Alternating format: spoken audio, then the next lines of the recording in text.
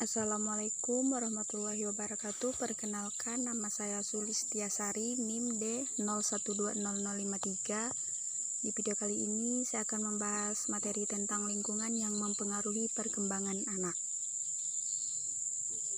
Baiklah, di sini sudah ada satu pengaruh lingkungan terhadap perkembangan anak.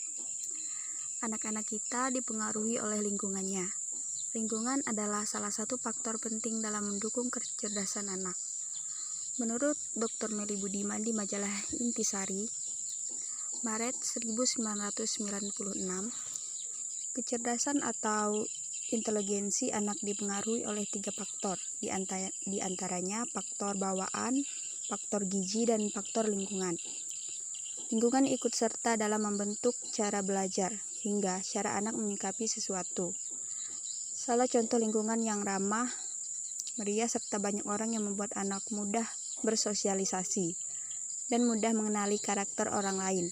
Begitu pula sebaliknya, apabila lingkungan anak sepi dan hanya ibu di rumah, maka anak akan cenderung introvert atau menutup diri. Lingkungan yang pertama mereka lihat tentu saja keluarga, tetapi semakin besar, semakin anak bisa berjalan, lingkungan anak semakin lama bertambah luas. Ia semakin mengenal desanya, mengenali orang-orang, sampai dengan tumbuhan di sekitar mereka.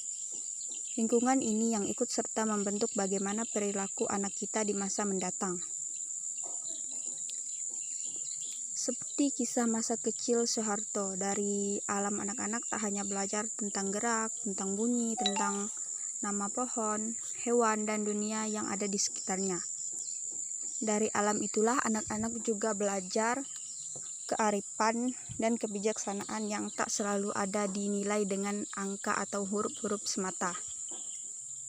2. Peran lingkungan keluarga terhadap perkembangan anak. Tahun-tahun pertama, kehidupan seorang anak sangat penting. Sebagai gambaran, anak-anak yang mendapat pengasuhan yang optimal di usia dini akan belajar lebih baik di sekolah, akan memiliki karir yang lebih sukses, menikmati kesehatan. Keluarga berperan penting dalam perkembangan anak, terutama di Indonesia, di mana mayoritas anak tidak masuk taman kanak-kanak. Tanpa asuhan yang cukup dari orang tua dan keluarga, anak-anak tersebut memasuki jenjang pendidikan dasar di usia 7 tahun sampai kesiapan belajar. Sekitar 80% perkembangan otak terjadi dalam 3 tahun pertama dengan 10% lainnya dan 2 tahun berikutnya. Itu berarti 90% perkembangan otak ditentukan oleh pengalaman yang mereka miliki, baik positif ataupun negatif, sebelum mereka pertama kali menginjak kaki di ruang kelas. Pengasuh utama pada usia dini adalah orang tua dan keluarga, sehingga sangat penting bagi mereka untuk memahami jenis interaksi positif yang dibutuhkan anak-anak dan bagaimana memfasilitasinya. Hal ini ditegaskan dalam penelitian terbaru dari Bank Dunia bahwa keterlibatan orang tua yang aktif dalam kegiatan prasekolah menjadi kunci kesiapan anak memasuki masa sekolah. Masih banyak anak-anak Indonesia berusia 5 tahun ke bawah tidak mewujudkan potensi mereka sepenuhnya karena tidak dapat asuhan gizi dan kesempatan yang memadai untuk belajar sambil bermain ketika otak mereka sedang pesat-pesatnya berkembang. Banyak orang tua dan pendidik taman kanak-kanak menekankan kemampuan membaca, menulis, dan berhitung dengan cara drill. Padahal kenyataannya fokus pada permainan terstruktur lebih tepat untuk mempersiapkan anak-anak dalam menghadapi sistem pendidikan formal. Orang tua seringkali memerlukan bantuan agar terampil mengajak bermain anak, menjalin komunikasi, dan memenuhi asupan gizi yang tepat. Perkembangan yang dihasilkan dari peran orang tua pada anak, perkembangan kognitif. Ketika anak tumbuh dewasa, pengasuh yang positif meningkatkan keterampilan kognitif, sosial, dan pemecahan masalah. Mengasuh secara positif memengaruhi respon anak dan membantu ia tumbuh menjadi manusia yang lebih baik. perkembangan sosial budaya, anak yang mengamati interaksi mama dan papa serta memiliki bagaimana konflik diselesaikan. Hal ini mengajari anak berbagai nilai baik yang diserap dan penting saat tumbuh dewasa. Perkembangan fisik.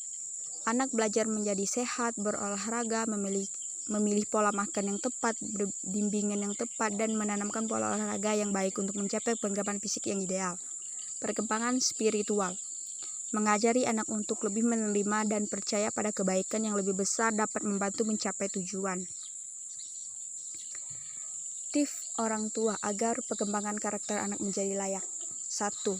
Bersikaplah positif. 2. Peka terhadap kebutuhan anak. 3. Hadir secara emosional. 4. Berkomunikasi secara efektif. 5. Bersikaplah penuh kasih sayang kepada semua. 6. Atur rutinitas untuk bermain, makan, dan tidur. 7. Jadilah rekreasi sebagai bagian dari rutinitas keluarga. 8. Bicaralah dengan anak bahkan saat tubuh lelah. 9. Bangun kepercayaan cinta dan permainan yang adil dalam hubungan keluarga. 10. Bantu anak mencapai pentingnya berbicara dengan benar dan jujur. 11. Yakinlah cinta dan dukungan tanpa syarat dari orang tua.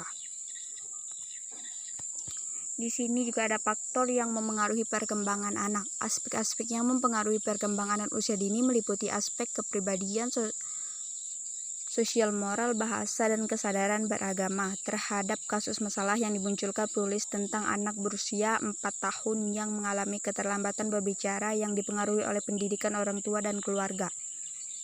Faktor utama yang berperan penting adalah faktor dan aspek yang mempengaruhi perkembangan anak usia dini meliputi faktor genetik atau hereditas, faktor lingkungan, kondisi kehamilan, komplikasi kelahiran, pemenuhan terhadap nutrisi, perawatan kesehatan, kerentanan terhadap penyakit, dan perilaku pemberian stimulus. Sedangkan dalam aspek-aspek yang mempengaruhi perkembangan anak usia dini berisikan tentang kepribadian, sosial, moral, bahasa, dan kesadaran beragama. Kesimpulannya, perkembangan adalah hal penting bagi setiap anak usia dini yang dipengaruhi oleh beberapa macam aspek. Gangguan pada salah satu aspek perkembangan dapat dipengaruhi aspek perkembangan yang lain. Sekian video dari saya. Apabila ada salah kata atau kekurangan dalam materinya, saya mohon maaf. Waalaikumsalam warahmatullahi wabarakatuh.